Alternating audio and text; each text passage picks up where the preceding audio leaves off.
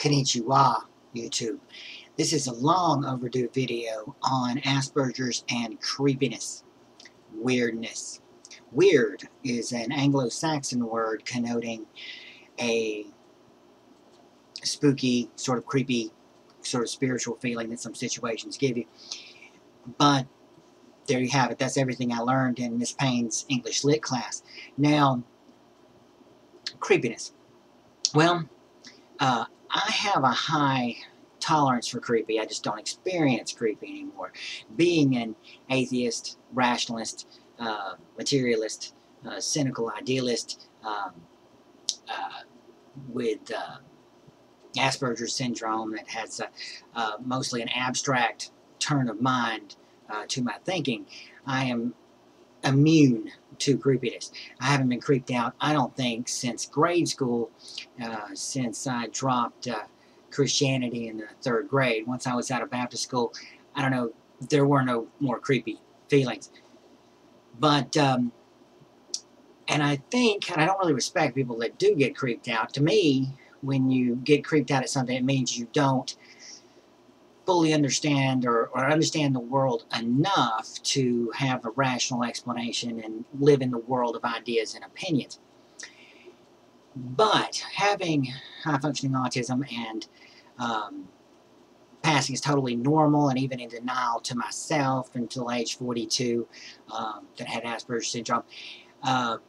One of the major drawbacks to that being so high-functioning that you can pass is just in the moments of social awkwardness and inappropriateness, it will be labeled as weird or creepy in some people's minds. Now, mostly this is with women.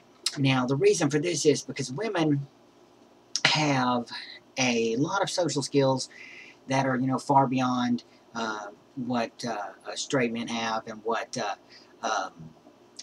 people with Asperger's syndrome have. They're so far above my Asperger's skills, they seem to be almost supernatural, but they're not. They're just actual social, emotional skills. But what they screen out mostly in men that, as mates, when they're flirting with them or being flirted with, is they screen out sort of a social awkwardness, uncomfortable in their own skin, as the least desirable thing, and they'll try to avoid that. And that may have some evolutionary advantages in getting a mate that has a solid social standing in the hierarchy, or it may have served some function at some point. But some women take this a step further, and they get this creepy feeling that, I guess, welling up from their unconscious or their this emotional skill set. They'll go ahead and label the awkwardness as giving them a feeling of creepiness. And much like that Anglo-Saxon sense of weird. But that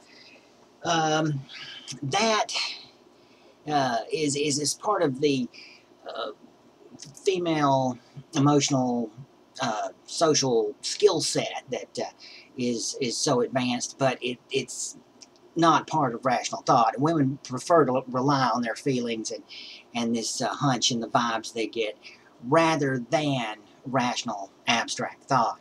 Now, most people do. Most people would rather die than think, and they do every day.